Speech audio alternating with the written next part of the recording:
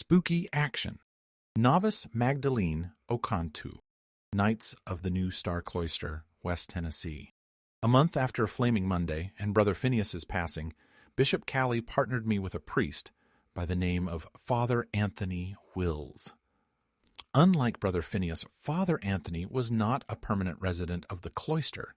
He was on sabbatical and between assignments, and after he finished my training, he would be reassigned to another post. The bishop didn't tell me much about Father Anthony, nor did he reveal the focus of our collaboration, except to say it didn't involve another deep act of conscience. Which was fine with me. I'm not sure I could have handled another. Father Anthony was no lightweight. His last posting had been in the mountains of the former Afghanistan as a chaplain in a local clinic. There, he ministered to casualties of the Lithium War and provided the Knights with vital intelligence about that conflict. The Lithium War was not a traditional conflict between nation-states. Instead, it was a war fought between transnational corporations, or rather the billionaire CEOs of those corporations and the mercenaries under their command. Since these CEOs usually had assets which rivaled the GDPs of countries, they eventually discovered it was much more efficient to just ignore the government of those countries altogether and go in and grab what they wanted with superior firepower. What was a beleaguered and indebted nation-state to do? Fight back? Well, they did try, but even the most disciplined guerrilla army of the people was no match for state-of-the-art drones, killer robots, and hardened professional soldiers equipped with nearly indestructible exoskeletons. Countries lost the war before it even started. Father Anthony did not live in a dormitory. Instead, he stayed in one of the guest cottages on the outer edge of the cloister, which were about a 15-minute walk from the East Chapel. His accommodations were almost as grand as the bishop's. He had his own kitchen, a separate office, a living room, and a large bedroom with a queen-sized bed. He even had a piano in the living room. It was a small electric practice model and not a baby grand like in the chapel, but still. He had no personal secretary, though. Unlike Brother Phineas, Father Anthony knew I was coming and greeted me warmly when he answered his door. He was a small, wiry man with long, wild, and wavy chestnut hair, warm brown eyes, and golden skin. I towered over him, but this didn't seem to faze him in the least. He was dressed in street clothes, a beige linen tunic which landed mid-thigh and faded jeans with a hole in one of the knees. He looked more like a nerdy archaeologist than a clergyman. The only thing identifying him as a priest of the order was the signature gold and garnet ring which he wore on his left hand. Another thing, he was disarmingly attractive. Not that there weren't other good-looking men at the cloister, but none of them had the easy sensuality of Father Anthony. He seemed exceptionally comfortable in his own skin. "Greetings, Novice Ocantu," he said brightly. "Have you eaten?" It was an odd question. Of course I had eaten, and he should have known that. All novices ate at the same time, and that time had long since passed. "I've already had my evening meal," I said. "Well then," he said, smiling, "it's never too soon to have another." I laughed nervously. Seriously, I haven't eaten yet, and I detest eating alone. "What are you having?" I asked. "Crispy roasted sheet pan tofu and assorted vegetables doused in my special sweet hot peanut sauce." I think it was the sweet hot part that got me. The food in the cafeteria was decent, but bland. "Okay," I said. "Great," he exclaimed, flashing a $1 million smile. "And don't worry, you'll work off the extra calories during working meditation. You're scheduled in the fields all this week." "I wasn't worried," I said. "You could have fooled me," he said. "I just wasn't expecting the offer of food," I clarified. Actually, I wasn't expecting him to be nice to me in general. I'd never had anyone in the order be genuinely welcoming on first sight. Father Anthony started to make his way to the kitchen. "Well, I just have a few things to finish up, so make yourself comfortable. You can even play the piano if you wish. Bishop Calley tells me you're excellent." "Would you like me to play for you?" I asked. "What I'd like," he began slowly, "is for you to do anything that will help you wipe that frightened look off your face." "I'm not frightened," I said. "Well, maybe frightened is too strong an adjective. Let's just say you are wary." That I couldn't deny, but I didn't think I was being that obvious. "You aren't being that obvious," he said as if he heard my thoughts. "At least on the outside. but I'm reading you, and I'm getting definite distrust vibes." I gulped, and immediately I felt as naked as Adam and Eve did after they ate the forbidden fruit. I think I may have even reflexively covered my crotch with my hand. "You have the sight?" "Yes," he thought to me. "I do. And I know you have the gift too. I also know you're far stronger than you think you are." Yes, that was obvious to me now. He was standing at least 6 feet away. I hadn't formally linked to him, and yet I could hear his thoughts as plain as day. "How?" I asked aloud. He brought a finger to his lips. "Hush," he thought to me. "Don't speak. Just think I can hear you." A wave of panic shot through me. "Have you been listening all this time?" I asked. "Let's just say I've been hearing and trying not to listen too hard," he confessed. "But you're loud and you're leaking. I'm going to have to teach you how not to do that." Then he leaned against the breakfast bar, rolled up his sleeves, and held out both arms in my direction with his hands palms up. "Would you like to read me?" he thought. "Then you will know I mean no harm." I approached him slowly and gingerly touched both my palms to his. That's when I noticed a large, shiny scar on his right forearm, like he'd been burned once. I closed my eyes. I didn't formally link to him because it appeared we were linked already. Then I peered inside his soul. He was telling the truth. He bore no ill will towards me, only a bemused fascination coupled with a deep respect. Immediately, I relaxed. "See," he thought to me, "I'm not so bad." "How did you get the scar?" I asked. A slow smile came to his lips. "Touch it and see." I tensed, and he winced in response. "It's okay," he thought to me. "Go ahead." The story behind that scar is fairly benign. So I touched his scar and quickly found myself immersed in one of his memories. He was just outside a tent of some sort, feeling weak and feverish, and was trying to pour hot water for tea. He shakily lifted the battered metal pot off the fire, aimed for the small chipped teacup on the ground, and scalded his arm instead. The resulting pain caused me to jerk my hand away. I glared at him. "Did you do that on purpose?" I snapped. "Yes," he replied aloud, "although not for the reasons you think. I wasn't trying to hurt you. I was only trying to demonstrate how deeply you can read with a casual touch." He rolled down his sleeves, then added, "Also how you can weaponize your memories when you need to." He made his way to the oven and opened the door to check on dinner. It smelled heavenly, and my appetite was piqued. Then he announced with a flourish, "Novice Ocantu, I'm going to teach you how to use your gift. Like I said, you are far more powerful than you think, and the sight might one day save your life." "My mother already taught me how to use my gift," I said, somewhat miffed that this tiny, though very attractive white man thought he knew more about the sight than my own mother. "She taught you as well as she could," said Father Anthony, "but it's obvious she feared the power you possessed. I don't have that fear, so I won't try to limit you." "You don't think limits are necessary?" I asked. "I don't think you should hide your light under a bushel," he replied. So he finished preparing my second supper while I played the piano for him. Then we sat next to each other at the breakfast bar to eat. We ate in silence, because all meals were eaten in silence at the cloister. The food was delicious. Although it was so spicy, it made the insides of my ears tingle. Sweet hot definitely leaned towards hot. Afterwards, I helped Father with the few dishes, and then we retired to the living room. "Okay," he thought to me after we were seated. "Ask me anything you want." "Anything?" I asked aloud. He put a finger to his lips indicating I was not to speak, but to send him my thoughts instead. "Anything," his voice repeated in my head. "How come you get such fancy digs?" I asked. "Bishop Calley pities me," he replied. "I was a prisoner of war for 8 months. I just got to the cloister a few days ago." Well, that explained why I'd never seen him before. The cloister was huge, well over 1,000 acres, but the community was fairly small. You got to know everyone by sight, if not by name. You were a POW in the Lithium War? How does that even work? "Same way it works in more traditional warfare," he replied. "I was at the wrong place at the wrong time."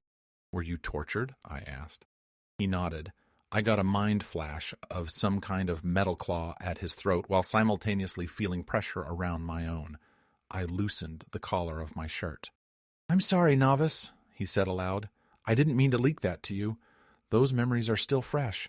That's another reason why the bishop has me out here by my lonesome. Sometimes I wake up screaming." Strangely, Father wasn't the least bit melodramatic when he revealed this. He just breezily reported it like it was a normal fact of life. "I'm sorry," I said, like that would actually help. "Don't be," he said. "I knew the risks when I took the post." "You mean you had a choice in the matter, and you went to a war zone anyway?" He smiled weakly. "I'm a bit of an adrenaline junkie," he confessed, "but I think I've finally reached my limit." "I'd say," I thought to him. Then I asked, "How come the Order is suddenly interested in my gift when I have been forbidden to use it so far?" "Because you will be stationed in Crescent region after your training, and the site will come in handy." "Crescent region?" I asked aloud. "Along the Gulf Coast?" "Yes," he replied. "You'll have a congregation in the outer zones and be in charge of some of our charities there." "That seems like a lot of responsibility out of the gate." Father Anthony smiled. "The bishop thinks you're up to it. I think you are too. You barely know me. I've read your file, and now I've read you. I'd say you're quite capable." I still couldn't get used to the fact that he could just peek into my soul whenever he wanted, and that I felt absolutely nothing when he did it. "So how will this training work?" I asked. "We'll meet daily after the afternoon working meditation. We will do prayers and the evening meal together, just us two. After the meal, we'll get started." "Sounds like we're going to be spending an awful lot of time alone together," I observed. Not that I minded. Already I found him fascinating. He was unlike any knight I'd met so far. "Didn't you spend time with your last mentor?" he asked. "Yes, but we only worked together on our specific project. We didn't eat and pray together. We didn't socialize." And I didn't find him attractive, I also thought, and I prayed Father didn't hear me. "Your previous mentor was more old school," Father said. "I am not." Yes, that was obvious. "Okay, tomorrow then," I said, and stood to get ready to leave. "Tomorrow," he echoed. Then he stood, walked me to the door, and opened it. Before sending me on my way, he paused to look up at me, directly into my eyes. The fact he had to look up didn't seem to bother him. He wasn't intimidated by my height at all. "Good night, Novice Ocantu. I'm eager to begin our work in earnest." The next day I met Father Anthony after working meditation as planned. I was a teensy bit late as I had to stop by my room to take a shower and change out of my gardening clothes. When he answered the door this time, he was dressed in the garnet habit of the Order. He'd also cut his hair. He looked more priestly, but he still possessed that wild energy I found intriguing. "Greetings, Father," I said as I crossed the threshold. "You clean up nicely." "Thank you, Novice Ocantu," he said, smiling. I thought so too. Now I feel more like myself. He took my hand in his and led me to a brick altar in the corner of the living room. It was decorated with a brass antique rosary, freshly cut flowers from the ornamental gardens, and a statuette of the Black Madonna. "Kneel, please," he thought to me while squeezing my hand.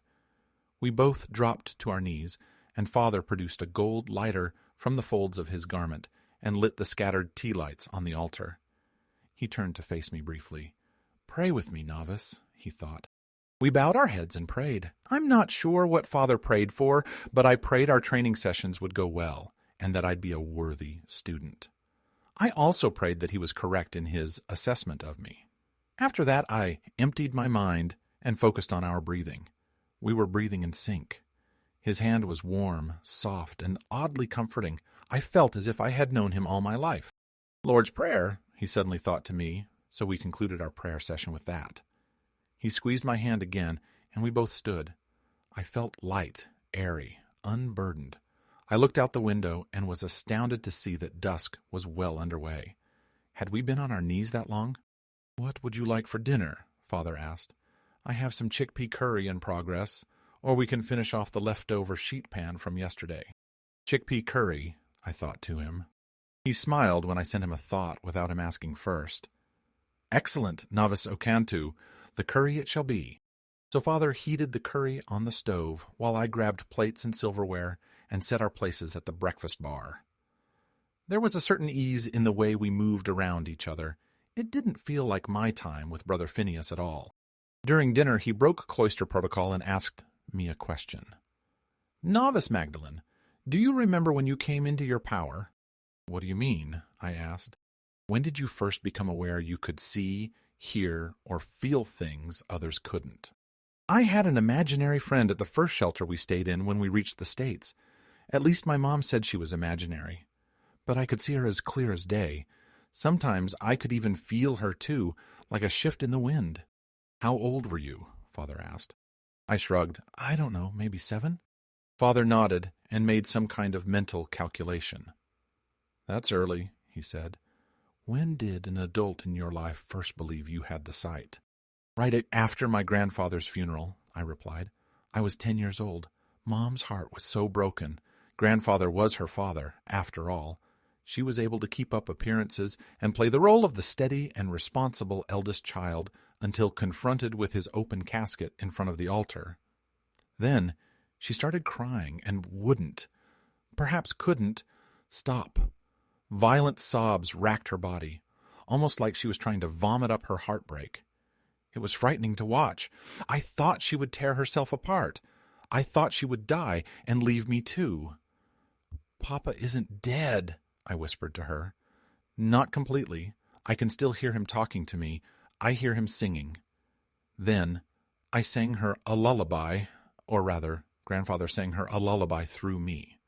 The lullaby was in Xhosa, a language I'd heard in passing when I was very, very young, but never spoke.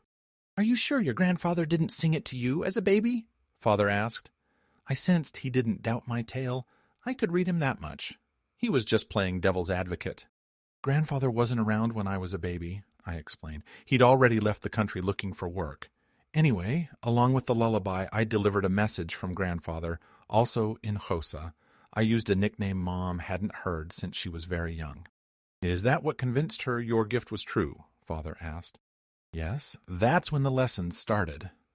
But they were mainly about how not to make others uncomfortable and how to keep myself in check. Father smiled slightly. And you claim your mother taught you all there is to know. She did the best she could, I said defensively. I'm not implying your mother did anything wrong, Father said. She did what she thought was right. She was trying to protect you. Then he changed the subject slightly. When Spirit speaks, how does it speak to you? Are you more likely to hear, see, or feel? I'm more likely to hear, although sometimes I smell things. Father smiled broadly. That last bit isn't as unusual as you think. Tell me, have you ever felt communion with a non-human person? A pet? A houseplant? A neighborhood tree? No, I replied. Sorry. There's no need to apologize, Novice. I'm just trying to determine the parameters of your gift. Now, what about telekinesis? I laughed hard at that one. Moving things with my mind. Now that's a load of bunk. Father winked. Not necessarily. He let his left hand hover over his fork. Then he slowly made the fork slide up and down on the countertop by closing and opening his fist. The motion wasn't especially dramatic, but it was certainly unmistakable. That fork was definitely moving. No way, I exclaimed. Way, Father countered. Although it's a very limited and fairly useless superpower. It's only good as a party trick. Still, I said, I'm impressed. Father frowned slightly. You shouldn't be so easily dazzled. I'm only dazzled because I can't do that. How do you know you can't? Have you ever tried? I scoffed. Well, no. Position your hand over your fork. I was skeptical, but did as he asked. Close your eyes and imagine the fork as a puppet, and you are the puppeteer. Hear the fork slide across the countertop in your mind.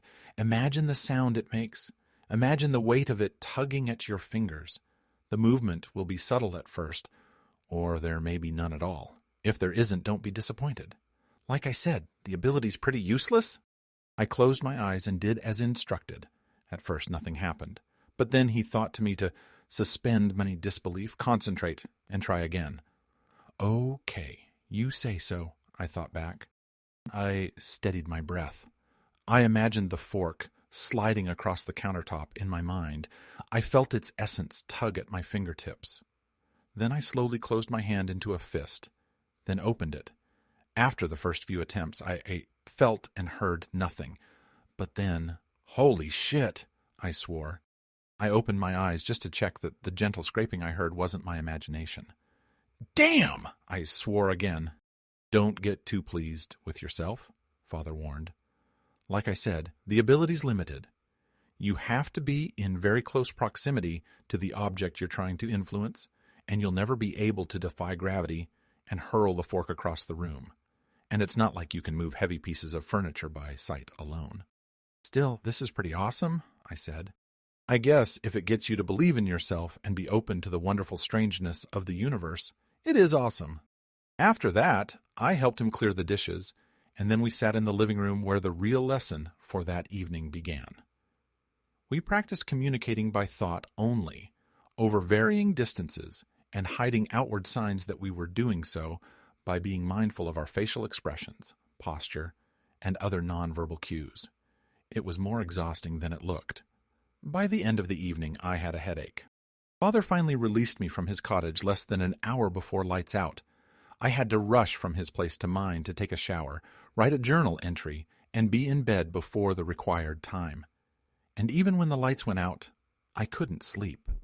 Father and I met every evening for nearly a year. Our visits began with prayer and meditation, followed by a gourmet vegetarian meal. I found out Father couldn't eat meat due to an acquired meat allergy. Followed by exercises in the sight. I learned how to do a stealth reading, how to keep from mistakenly leaking my thoughts to others, and how to weaponize thoughts and memories to protect myself from psychic attack. I learned that I was especially sensitive to spirit in plants and could converse with trees. And I also learned plenty about Father Wills himself, enough to develop a full-blown crush on him. Like me, Father Wills had received his calling when he was very young, although his family stopped talking to him after he chose the Knights and the New Catholics over the traditional church. Why, I thought to him. We were strolling around cloister grounds, trading thoughts back and forth. It was high summer. The night air was thick and sticky, and the cicada song deafening. To a casual observer, we looked like a novice and her mentor on silent walking meditation.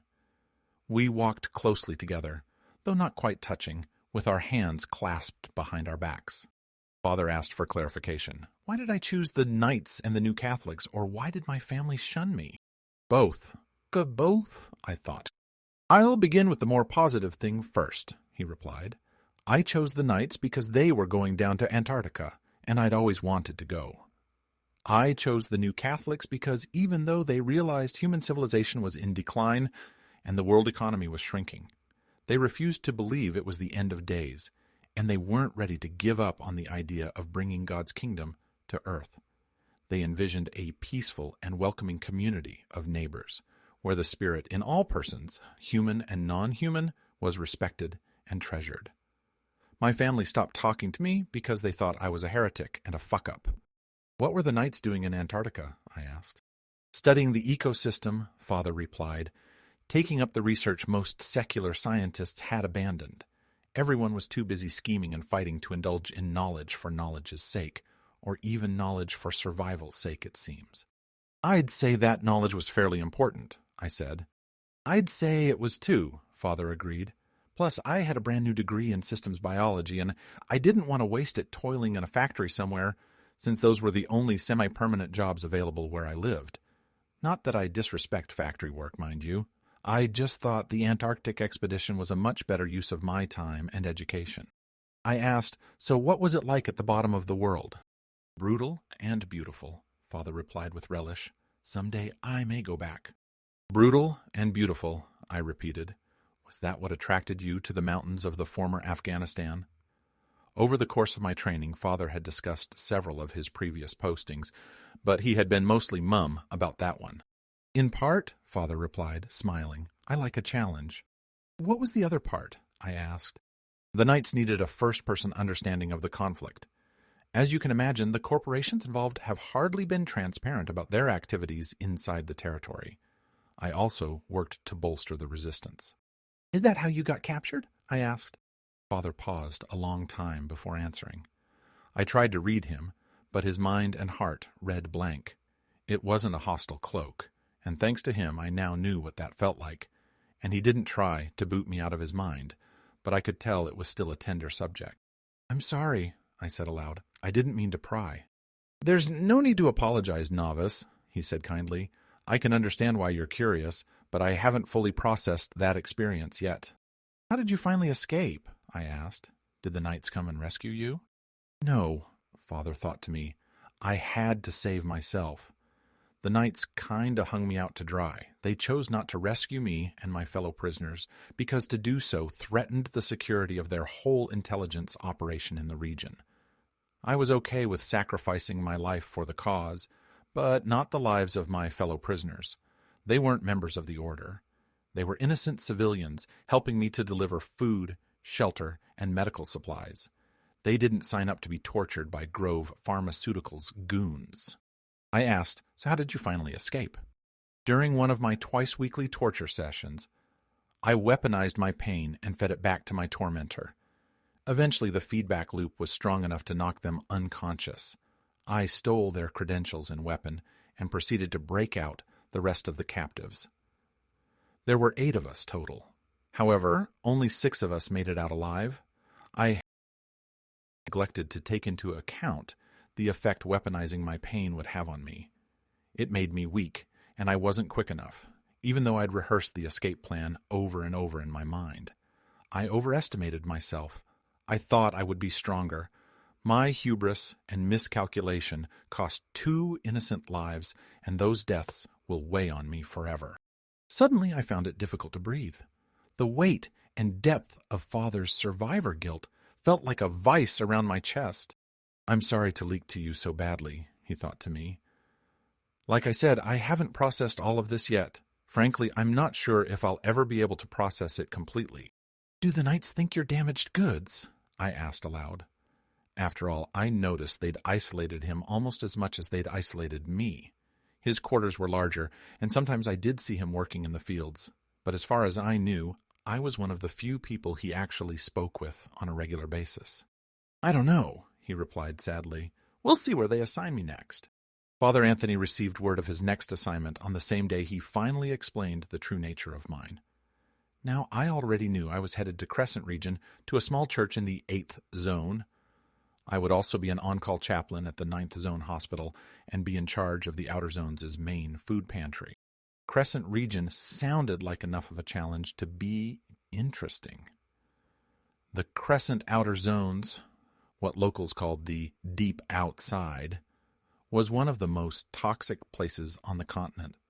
A Haz suit was a must anytime you left your house, and a top-notch decon chamber was a required household appliance. Even with all that, living in the Crescent Outer Zones was sure to shave years off my life. Father said the level of poverty and sickness in the Deep Outside was unreal. "Worse than Florida?" I asked. Father hedged. "About the same." "I already have Haz suits from my time in Florida," I said. "The Order will provide you with 2 more, Father informed me. "And word to the wise, wear the official garnet one sparingly." "Why?" I asked. "Do the knights have a bad rep in the Deep Outside?" Father shook his head. "No, actually, we've earned a decent reputation in the Outer Zones, but that garnet suit is very obviously expensive. Walking around the Deep Outside in a fancy Haz suit, for no good reason, marks you as either a spy for Crescent public safety or a domer slumming it for kicks.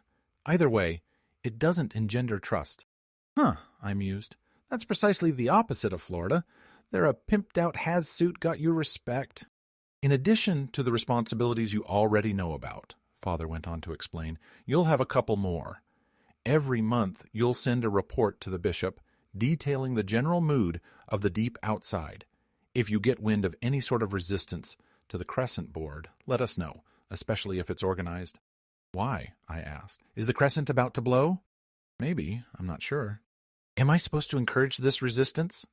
"As of now, you are only to observe, watch and wait." "Okay? And there's something else, too.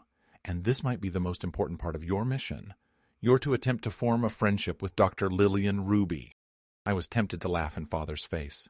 And how am I, a lowly cleric of the Deep Outside, supposed to cultivate a friendship with one of the wealthiest barons in the Shattered States? And what is your interest in him anyway? The knights keep watch over all barons as a matter of course, but Dr. Ruby is special. He hails from the Deep Outside, and the New Catholics sponsored his family when they first came to the Crescent. I was already familiar with Dr. Ruby's rags to riches story. Back when his company was first starting out, his handler sent him on a charm offensive to get investors. He went on the lecture circuit and in a perfectly modulated Southern accent told the tale of how his family lived in the toxic 10th zone, and his father toiled on an offshore oil rig for Flowers Energy. 3 weeks on, followed by a week off. Dr. Ruby barely saw his father while growing up. Then, when Lillian Ruby was around 9 or 10, his father began to show signs of the environmental illness that would eventually claim his life when Dr. Ruby was a young teenager. That's when Dr. Ruby got the idea for a bacterium that would clean the ocean and get rid of the oil boogers, as Brother Phineas said. The deep outside was full of death, and Dr. Ruby made it his mission to save it. He was a different sort of baron. Despite his meteoric rise to success, he hadn't succumbed to the money sickness as thoroughly as other Crescent barons. He lived modestly, kept to himself, and remembered where he came from. He discreetly supported the deep outside in any way he could. In about 5 years, Father explained, there is the possibility of a major power shift on the Crescent Region Board. As you know, the major stakeholder in the region holds the power. Right now, Crescent Region belongs to Vincent Flowers and his family, but Lillian Ruby is catching up to him quickly. Does Lillian Ruby even want to be Crescent boss? I asked. The man's a virtual recluse now. I don't know what he wants to do, but I know the deep outside wants him to step up to the plate. He's the only Crescent Baron who gives 2 shits about the outer zones. So am I supposed to convince him to take over? I asked. No, just find out what's in his heart. And how the hell am I supposed to do that? The man's circle is tight and tiny. He doesn't do interviews and doesn't usually speak to strangers. He will want to speak to you. You'll be in charge of a major deep outside charity, so he'll want to make certain you're doing right by the deep outside. You'll also be one of the few female clerics in the region, and you're smart, interesting, and have the sight in spades. Why should having the gift matter to him? From what I've read, the man's a notorious skeptic. Because, Father thought to me, Dr. Ruby has the sight, too. And he came into his power very early. He was healing folks at age 5. I was doubtful. It sounded like an urban legend, a fan fiction constructed to fill an information vacuum. We all wondered about the secret lives of barons. How come I've never heard this before? I asked. Because, like you said, Dr. Ruby is a very private man, but trust me, I know this to be true. How? I asked. I know the priest who sponsored his family. Also, I've had the good fortune to meet Dr. Ruby briefly. Did you read him? I asked. No, Father replied, but he read me enough to know I had the gift. He sent me a thought to thank me for attending his lecture, said the knights had treated him well, so he will be curious about you. Why would he hide his gift? I asked aloud. He's a scientist and businessman, and he wants to be taken seriously. That's probably why he presents as more skeptical than he actually is. Well, I said, I hope I'm up to the challenge. Father smiled. I have no doubt you will be. Have you found out what your next assignment is? Father cast his eyes downward, and then he leaked a tsunami of shame my way. I'm afraid, he said sadly, I'm being put out to pasture. Why? I asked. Where are you headed? I'm going to be at large in Liberty City. The knights will provide me with an apartment and a small stipend, and I will be on the on-call rotation as a chaplain at several hospitals. But that's it. I won't be attached to a church. I am simply to watch, wait, and do the work of the Lord. That sounds annoyingly vague. Father shot me a woeful glance. A while back, he thought to me, you asked if the knights thought I was damaged goods. Apparently they think I am. My PTSD has improved over the course of this sabbatical, but I'm not there yet. I still have dreams. There are still nights I wake up screaming. But you saved other prisoners besides yourself, I argued. That should count for something. Father swallowed hard. I disobeyed orders, he suddenly cried. I was supposed to die in custody. I was supposed to be a martyr. Why? I demanded, horrified. Just to save the Knights' intelligence operations? No, Father said, because the Knights thought my wrongful death, along with the deaths of my fellow prisoners, would make a more powerful statement than a potentially botched rescue. You mean they wanted you to lay down your life for optics? Now Father was swallowing back tears. I've never thought about it in those terms, but yes, I guess they did. And frankly, I wouldn't have had as much of a problem with that if my fellow prisoners had also been fellow knights. Then we all would have taken the vows concerning deep acts of conscience. But none of my fellow prisoners were knights. They were brave civilians with families. I couldn't, in good conscience, let them die, just so the knights could prove a point. I knew when I created that feedback loop of pain, I was risking my sanity. But I also knew it was the only way I could save the lives of my friends. Did you explain that to the knights brass? I tried, but they thought my plan was too risky. But you went ahead anyway. Yes, Magdalene, I did, and I would gladly do it again. Father was openly weeping now. He had been sitting on the sofa in the living room, and I had been sitting in a separate chair near the sofa. But I moved to sit beside him. I took one of his hands in mine and gave it a gentle squeeze. I think you did the right thing, I thought to him, and I'm sure the prisoners you managed to save and their families think so too. Thanks, Magdalene, Father thought. That means a lot. Silence.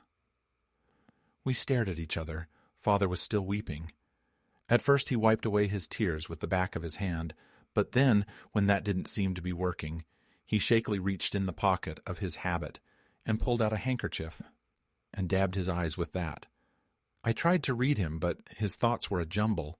I leaned in to wipe a stray tear from his cheek. Then, I'm not sure what came over me. I kissed him. Surprisingly, he kissed back, and strangely, it didn't feel awkward at all. It felt natural and right. I drew him closer. That's right, I thought to him. Lay it all down. Lay your burdens at my feet. It was several minutes before we came up for air, and when we did, we both looked flushed and rather sheepish, unsure of what to say. I spoke first. I'm sorry, Father, I don't know what came over me. I don't know, Novice, but I can't say I minded. We blushed and giggled like teenagers. So what do we do? I asked. Father cleared his throat. Well, Magdalene, he began, lucky for the both of us, I did not take a vow of chastity, and frankly, there's a part of me who wants to walk with you to the bedroom and finish what we started. But that wouldn't be wise. You are so close to being a full-fledged knight, and I don't want to risk ruining that for you. You and I have worked really hard. I'm not taking a vow of chastity either, I said. He looked at me dreamily and smiled. Oh, Magdalene, he thought, I am so tempted. But I'm in enough trouble already, and you are a woman who deserves to fly. I don't want to clip your wing. I glanced at the clock and noticed I had a little more than an hour before lights out. If we went any further, we'd have to rush, and I didn't want it to be like that at all. Fair enough, I thought, and stood to leave. Father stood, put his handkerchief back in his pocket, and walked me to the door. We looked at each other expectantly, so I bent down while he stood on his tiptoes, and we kissed again. Good night, Magdalene, he thought to me. I think I shall sleep very well tonight. I pray that you do, I thought back, and don't be depressed about Liberty City. I think there's something for you there. Is that spirit talking, or wishful thinking? Or hormones? Father asked. Spirit, I answered, and I was telling the truth. I'd tasted a flicker of a timeline when we kissed. I knew he would find some kind of redemption there. I will look forward to it then, he thought. After leaving Father's cottage, I made a beeline back to my quarters. I took my shower, wrote my journal entry, prayed my nightly prayers, and was in bed in plenty of time before lights out. I didn't mention the kiss in my journal, but I was certainly thinking about it as I drifted off to sleep. But that's not what I dreamed about at all. In fact, for the first half of the night I slept especially hard, no dreams, and hardly any sense of the passage of time. But after a quick trip to tend to nature, that all changed. When I fell back asleep, I dreamed I was in a cold black room, seated in a metal chair with my back against the wall. My hands were shackled to the armrests, and there was an elaborate harness holding me upright. The walls were smooth and seemed to be made of a sleek black metal. The room was so quiet, I was hyper-aware of the sound of my breathing, my heartbeat, even that of my blood pulsing through my veins. I had no clue how long I'd been there. A door opened and a figure of medium height and build, dressed in a body-hugging charcoal gray military-grade has suit, entered. It was impossible to determine their gender. There was nothing obvious in their walk or body language that gave it away. Their visor was morphed to opaque. However, that opaque was not the usual frosted white. This visor had an iridescent rainbow sheen with glowing blue edges. Strangely enough, I remember seeing suits like this before. High-ranking cartel members in Florida wore them, and you learned not to fuck with them unless you had a death wish. Not only did the suits make their wearers virtually invincible, they came with tech designed to disappear you in a heartbeat. "Hello, Anthony," the figure said through a voice modulator. The voice was stereotypically robotic. "It's good to meet with you again. Hopefully we'll make decent progress this time." Holy shit, I thought. I'm in Father Anthony's dream. Well, I had, in our moments of passion, told him to lay his burdens at my feet. The dream was Father's burden, and now it was mine to share. "Let's start with a simple question," the figure began. "What is your name?" "Tony Wills," I heard Father Anthony reply. "Aha!" the figure commented. "Being cheeky from the start, you neglected to mention you are a priest." Then the figure cocked their head to the side, and immediately as Father Anthony felt a pain so intense it's hard to describe. It was as if every nerve in my body was activated at once. I felt like I was on fire. "Fine!" Father Anthony managed to shout through the searing pain. "I'm Father Tony!" The figure strode up to us, then leaned in so their fancy rainbow visor hovered inches from our face. I tried to search for a face behind the visor through Father Anthony's eyes, but could find none. "What were you and your cohorts doing on the pass before dawn?" the figure asked. "I've told you," Father Anthony huffed impatiently. "We were delivering medical supplies to the village. Isn't that what you found when you searched the vehicle?" "Yes," the figure replied, "but we both know things are often not what they seem." That was followed by another cock of the head and another blast of pain. It took several seconds for Father and I to catch our breath. The interrogation and the jolts of pain continued, with each jolt being worse than the last. Soon, the inside of our mouth tasted like copper and bile. Finally, I heard Father think, "Loop it." And the feedback loop of torture began. That final jolt of pain hurt so much. It was almost impossible to process. All 5 senses were aflame. Our ears were ringing. Wild patterns danced before our eyes. We smelled ghosts. Somehow through all of this, Father maintained his wits. Our tormentors started screaming, a sharp metallic shriek, but we could barely hear them over the cacophony of our own pain. We kept looping our pain through them until we heard them fall to the floor. Father fought to keep our breathing steady, and I did my best to help him, but it was hard. He screamed to release some of the pain, and the sound that burst forth sounded like a volcano erupting. The wrist restraints flew open, and Father quickly undid the harness and stood. Father knelt by our tormentor's crumpled body. He checked for a pulse first. It was there, but weak, and then started feeling around for an off switch for the pain device. How he maintained the presence of mind to do this was beyond me. I had never experienced such all-encompassing, thought-numbing pain in my life. When Father finally located the off switch, there was sweet relief for us both, but for me it lasted barely an instant. The ordeal had drained me, down to the last drop. The world faded to black. I awoke in the infirmary almost 2 days later. Father Allen, the bishop's secretary, was kneeling beside my bed, praying the rosary. "Father," I croaked, "what happened?" "Magdalene," he whispered, astounded. He quickly stood up, then leaned over to kiss my forehead. "Oh, thank God, you're finally awake." "What happened?" I asked again. "The night before last, your neighbor heard you screaming, and when he went to your room to check on you, your chair was knocked over, your window was broken, and you were incoherent and swimming in sweat." I had a brief flash of the black torture room and the torturer's rainbow visor, but already the images seemed so distant and surreal, I wondered if I had actually dreamed them. "I think I had a nightmare," I said. Father frowned. "Are you okay now?" I quickly took a mental inventory of all the monitors attached to me. "I don't know, Father. You tell me." "Physically, you're as healthy as a horse," he said. "But," I prompted, "I heard a but." "You just scared us, that's all." Just then, There was a knock at the door. "Who is it?" called Father Allen. "Magdalene is only allowed one visitor at a time." "Then let that visitor be me," Father Anthony called back. Father Allen sighed impatiently. "Okay, Anthony, but make it quick." Father Allen grunted and left, and Father Anthony entered. He was wearing a 3-piece suit and wheeling a suitcase behind him. He looked damn good. He looked at peace. He looked happy. "Hi, Magdalene," he shyly thought to me. "Hi," I said aloud. Then I thought to him, "You aren't getting ready to leave, are you?" He lowered his eyes. "Unfortunately, I am. My shuttle for Liberty City leaves this afternoon. I had hoped to stick around long enough to witness your ascension to the priesthood, but duty called." I have to admit it was odd seeing him in the flesh again, after spending half a night swimming around in his subconscious. Somehow sharing that dream felt more intimate than sex, if that's really what happened. "Did we really dream together?" I asked. "Yes, we had a little spooky action at a distance," Father replied, smiling. Then he added, "Thank you for that, by the way. At least I didn't have to face that terrible memory alone." "How did my window get broken?" I asked.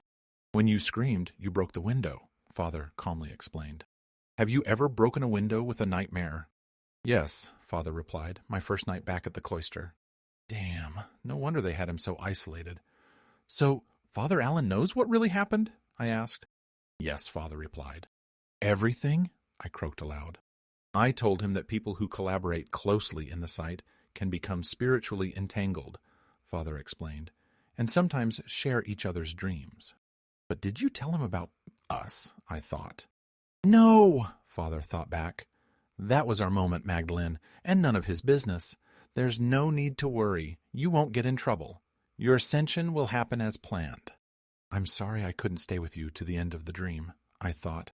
He gently reassured me, "You stayed with me long enough." Then he approached my bedside and slipped a piece of paper in my hand. "What's this?" I asked aloud. "My address in Liberty City," Father replied. "I was hoping you'd write." "I will," I promised. He squeezed my hand shut. "Thank you, Mother Magdalene," he thought to me. "I will never be able to repay you for the good you've done. I feel closer to whole than I've felt for a long time." "I'm not Mother yet," I thought. "I've still got a few weeks until Ascension." "Well, you're priest enough for me," he thought back. "Are we going to be okay?" I asked aloud. "Yes," he tenderly thought to me. "Now we will." He gave my hand another quick squeeze and was gone. Professional audiobooks in a click. Spoken.